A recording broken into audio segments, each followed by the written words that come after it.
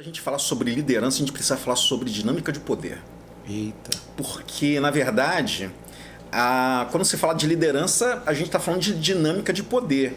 E aí, vou citar aqui alguns teóricos, o Foucault, Weber, Marx, pensaram o poder de uma forma. Pensaram o poder a partir da lógica humana. Jesus vem e vem quebrando tudo, vem quebrando toda essa lógica.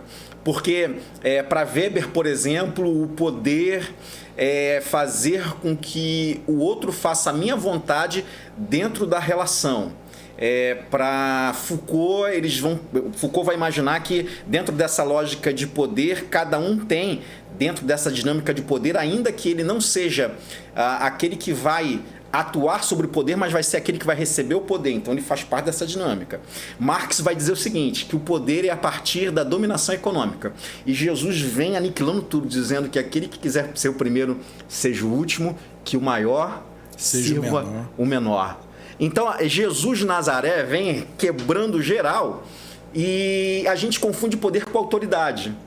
Poder é eu fazer com que o outro faça a minha vontade. A autoridade é o outro querer fazer a minha vontade, ainda que eu não obrigue.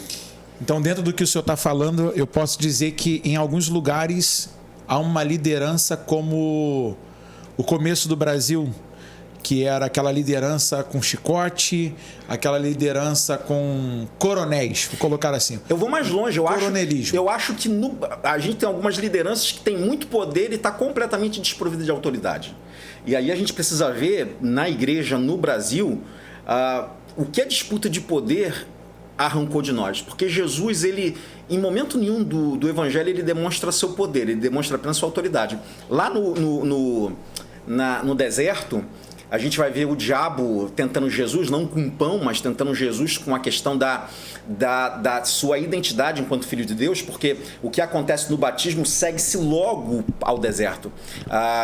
Quem fez a separação das escrituras em capítulos e versículos teve a melhor das boas intenções, mas às vezes a gente quebra uma sequência de texto que é logo depois. Então a gente vai ver no capítulo que vai se seguir falando sobre a tentação, dizendo assim, então, ou logo depois, porque antes o pai tinha dito depois assim, dessas coisas. Isso, o que acontece ali no batismo. Segura, gente, aí não dá. Aí eu tenho que falar para vocês. Olha que coisa engraçada. Eu falo para vocês que quando a gente conversa com pessoas que pensam como a Bíblia é, a gente vai fazer justamente a leitura disso. Onde o texto começa, para onde o texto está indo, por que o texto parou ali, um completa o outro. Não tem essa história de que a Bíblia se contradiz. Peço perdão, continua. Não, imagina. Porque o que acontece? Tem que dar aquela... É verdade. Aquela alfinetada, porque não. O que acontece? No batismo, o que o pai disse para Jesus? Esse é o meu filho amado em quem eu tenho prazer. E o que o diabo fala para Jesus no deserto? Se tu és o filho de Deus. Pois é. Então, assim, primeiro vai tentar mexer com essa identidade. Agora transforma as pedras em pães. Ele não usou do poder dele, ele usou da autoridade. Porque qualquer poder que se serve, não serve. As pessoas confundiram o poder como... O poder nunca foi a tradução ou a manifestação do meu desejo. Deveria ser a manifestação de um ministério. O poder é um ministério, o ministério é servir. Deus me instituiu de poder para eu servir.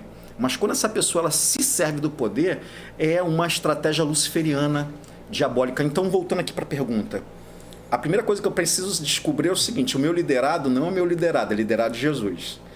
Deus não me deu ovelhas, as ovelhas são de Jesus. Eu não derramei meu sangue por nenhuma ovelha, então eu cuido das ovelhas de Jesus, que ele me confiou. É uma mordomia. Exatamente. Então, quando a gente tem essa questão, a gente não é dono do outro e tampouco o outro vai me ver como guru. Tipo, o pastor Reinaldo está aqui com a gente, você não está vendo aí a câmerazinha focada nele, mas daqui a pouco a gente vai fazer uma gravação aqui com ele também. Eu sou da Assembleia. Pastor, eu queria ir lá na igreja quadrangular, no ato profético. Não vai não. Vai não. Bota não. Amém, pessoal? Não. Aí os caras... Rapaz, por incrível que pareça, às vezes o membro vem na maior das inocências. Só quero fazer uma visita porque a minha tia, o meu irmão, a minha sobrinha vai se batizar lá. E o camarada daqui, eu tenho poder sobre você, você está debaixo. Ouve-se muito no Brasil hoje, você está debaixo da minha cobertura espiritual. Meu Deus do céu, tá tudo furado. Porque desgraçado é o homem que está debaixo da cobertura espiritual de outro homem. Porque ele não tem poder e autoridade sequer para se cobrir. Cara, que dirá cobrir o outro. Eu vou dizer pro senhor, pastor, eu vou até trocar o relógio de pulso, que fiquei nervoso, porque tem a galera no Brasil hoje que hoje reverencia o cara como pai apóstolo, já chamaram ele de patriarca. Tem certeza que você quer falar sobre isso? Não. Não, eu tô aqui para conversar. O podcast hoje vai estar largado no estúdio. E eu sei que eu tenho muita liberdade, mano, porque o pastor Rhodes, ele é, além de amigo, ele é um homem comprometido com as escrituras. É um camarada que, quando chegou lá no nosso grupo do Falando de Bíblia, eu conheci o pastor Rhodes através do aniversário do pastor Reinaldo. Eu tive muitos encontros ali, né? O pastor lá da igreja de Belfor Roxo, que eu lembrei, rapaz, que o cara era embaixador do rei. Sandinho! Ó, não esquece de dar o like aí não. Comentem. Você não veio aqui não, mas eles vieram. São mais amigos que tu, hein? Deixa isso quieto, vamos lá. Então, assim, a turma sai de caravanas. Faz romarias pro cara lá para poder receber a unção do cara, o toque do cara. E eu vi. E a palavra é essa, romaria. Sabe, pô, o cara comprou um cinto lá na Europa, o cara comprou um sapato tal, porque ele usou uma única vez no congresso tal, ou ele usou aquela roupa lá quando fez a caravana da viagem de Jerusalém, e o cara bota leilão. Se o cara é capaz de colocar roupa, ele bota também unção. Pastor, para mim, no reino de Deus, o maior título que existe é de irmão. Não tem nada para cima nem para baixo. Todo mundo é irmão. O próprio Moisés, o cara falava com Deus face a face, recebeu todas as revelações e Deus chamava assim, meu servo. Pois é, então assim, o maior título que a gente pode ter é de irmão. E a desgraça é que a palavra irmão deixou de ser a maneira como a gente deveria se tratar para se tornar pronome de tratamento. Aí que é perigoso. Quando o irmão vira pronome de tratamento, a gente tem as relações com um toque de hipocrisia. A palavra irmão deveria ser a identidade pela qual são os filhos de um mesmo pai. Eu te chamo de irmão não por quem você é, mas por quem te gerou. Sim. E aí eu te recebo não por quem você é, mas por quem te gerou. E você me recebe por quem me gerou. Porque aqui é um bate-papo entre dois pecadores que descobriu que o pai está reconciliando todas as coisas. Pois é, o papo aqui é de dois mendigos que descobriu onde tem pão. E a gente vai por esse mundo atrás dos mendigos que ainda não descobriram que tem pão. Então não há nada de especial em nós, não há nada de especial. Você precisa respeitar o teu pastor pela unção, não dele, pela unção do Cristo, que está no Cristo, e como Cristo é o cabeça, ele escorre pela igreja. A igreja é ungida. Não é uma falsa modéstia minha agora, mas a turma diz, eu sou ungido. Que é ungido de verdade?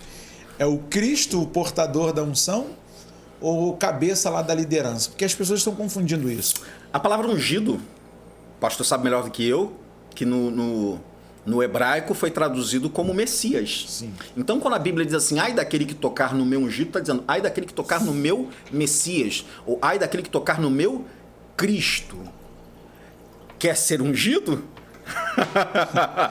Então, a unção, o Cristo é o ungido. E a igreja, no geral, ela é ungida porque ela é o corpo do Cristo. E como a unção está na sua cabeça, existe esse desdobramento dessa unção que desce por todo o corpo. Quero mandar um abraço agora para todos os meus irmãos aí, que eu tenho agenda agora, no final do mês de outubro. Eu estava sem mensagem, irmão. Agora já vi uma inspiração aqui.